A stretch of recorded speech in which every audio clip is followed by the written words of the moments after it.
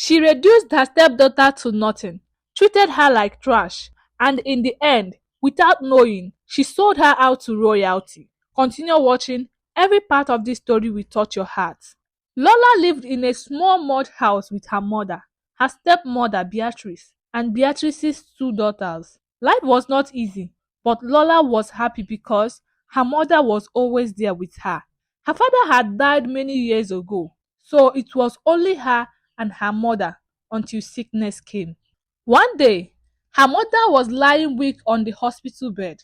Her face was pale and her breathing was slow. Lola held her hand tightly, with tears running down her cheeks.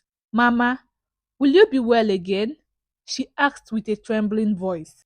Her mother forced a smile, though her eyes were heavy with pain. She reached out and placed Lola's small hand into Beatrice's hand. Please, take care of my daughter, she whispered. Then she turned to Lola and pulled her close. Lola, even if you cannot see me, always remember I am with you. Tears rolled down her cheeks as she kissed her daughter's forehead. Moments later, her eyes closed and she was gone forever. Lola screamed and cried, but nothing could bring her mother back. From that day, Lola's life turned into a nightmare. She was only 10 years old, but Beatrice turned her into a servant. Every morning, before the sun came out, Beatrice shouted her name. Lola, Lola, lazy girl, get up and fetch water. Lola would carry heavy buckets from the stream, while Beatrice's daughters slept peacefully. When she came back tired, she had to sweep, wash plates, scrub the floor, and cook food. Beatrice never allowed her daughters to lift a finger. When it was time to eat, Lola was never allowed to take food from the pot. Beatrice would mix the leftover food from her and her daughter's plate and pour it together for Lola. Eat that often, Beatrice said with a wicked laugh. Her daughters clapped their hands and joined her in mocking Lola. Look at her, eating like a dog. When new clothes were bought, Beatrice dressed her daughters in beautiful wrappers, but for Lola, she would bring old torn ones that her daughters had outgrown. Here, wear this rag, it suits you more, Beatrice would say as her daughters laughed, pointing at Lola. Lola cried many nights on her small mat. She would look up at the roof and whispered, Mama, you said you would always be with me. Where are you? Why am I suffering like this? But there was no answer, only her tears. Years passed.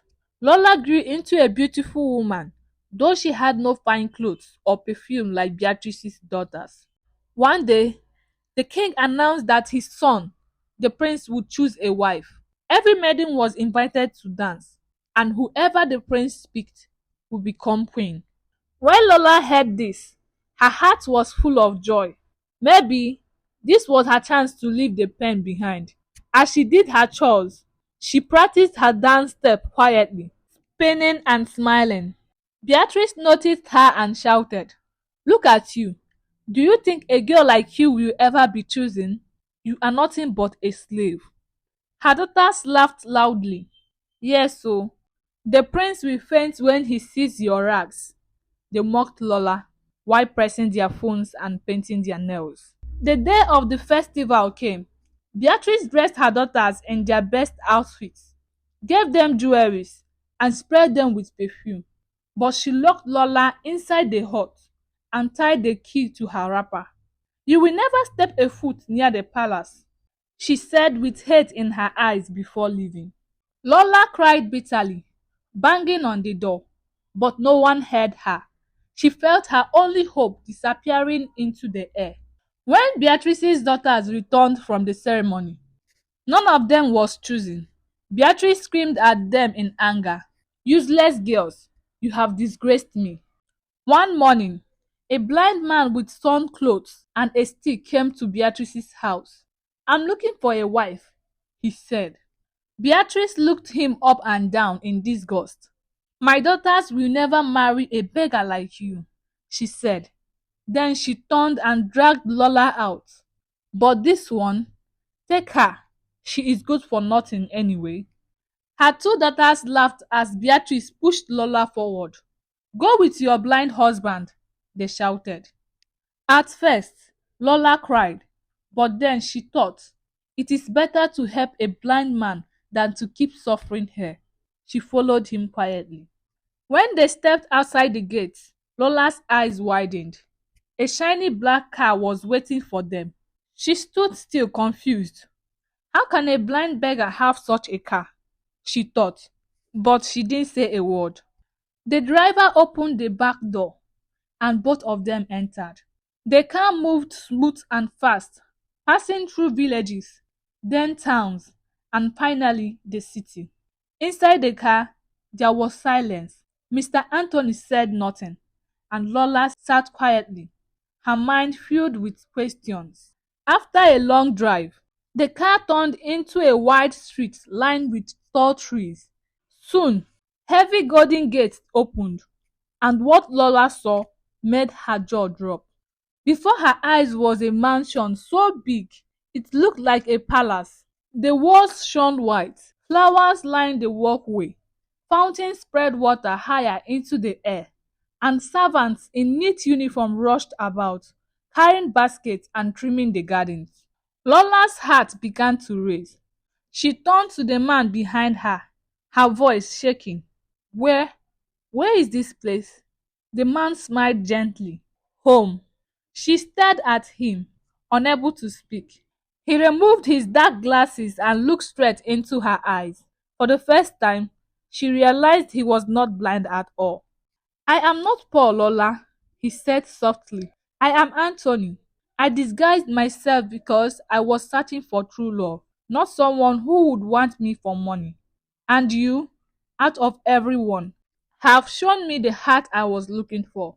Tears filled Lola's eyes. She covered her mouth with her hands. She had thought her life was finished, but here she was standing in what looked like heaven on earth. Anthony reached for her hand. From today, you will live like a queen. Everything I have is yours. I will take care of you, and I will never let you suffer again. And truly, he did. Lola was treated with honor. She wore the finest clothes, ate the best meals, and was free to do anything she wanted. Mr. Anthony even signed many of his properties in her name, showing everyone that she was not just his wife, but his partner in life.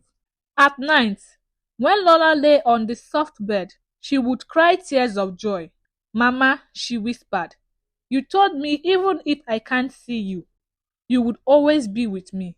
Now I know your words were true. Meanwhile, back in the village, Beatrice and her daughters were still laughing. By now, she must be suffering, Beatrice said one afternoon, clapping her hands with joy. That blind beggar will send her to walk on the street. Her daughters laughed so hard, they almost rolled on the floor. Yes, so she will be eating leftover gari every day, one said, or washing dirty clothes for him, the other added. Sometimes, neighbors would ask about Lola. Beatrice would wave her hand proudly. She is married to one useless blind man, she said. Forget about her. Her life is finished. The whole family laughed. They mocked her name morning and night. But far away, Lola was walking in gardens filled with flowers, eating food she had never seen before, and wearing clothes she only dreamed of. She had peace, she had joy, she had love. One Saturday morning, months later, a shiny car drove into Beatrice's compound. The horn honked loudly. Villagers gathered quickly, wondering who it was. The driver stepped out wearing a neat black suit. He had a golden envelope in his hand and walked straight to Beatrice. Madam, I was sent by Mr. Anthony to give you this, he said, handing her the envelope. Beatrice frowned. Anthony? Which Anthony? The driver smiled. Your stepdaughter's husband. Beatrice's hand trembled as she tore the envelope open. What she saw inside almost made her collapse. It was a wedding invitation card, shining with gold letters. On it was a large picture of Lola dressed like a queen, standing beside the same blind man, who was now in a fine suit, with his eyes clear and sharp. Beatrice screamed and fell to the ground. Her daughter snatched the card and screamed too. No, this cannot be true, one said. Mama, you have destroyed us, the other shouted. You told us he was a beggar. You gave him to Lola. The villagers laughed and clapped. Some covered their mouths in shock. Do you see how God lifts the ones we despise? One woman said. Lola the orphan is now the wife of a billionaire. From that day, Beatrice and her daughters could not walk freely in the village again. People mocked them everywhere they went. See the girls who lost their only one chance. Beatrice cried day and night, but it was too late. And Lola, she lived happily with Mr. Anthony. She lacked nothing. She was loved, honored, and respected. She was free at last, not because she fought or begged, but because she never lost her pure heart. Thank you for watching the story. Kindly share your thoughts about the story with me in the comments. Subscribe and give the story a thumbs up. See you next time I post. Bye.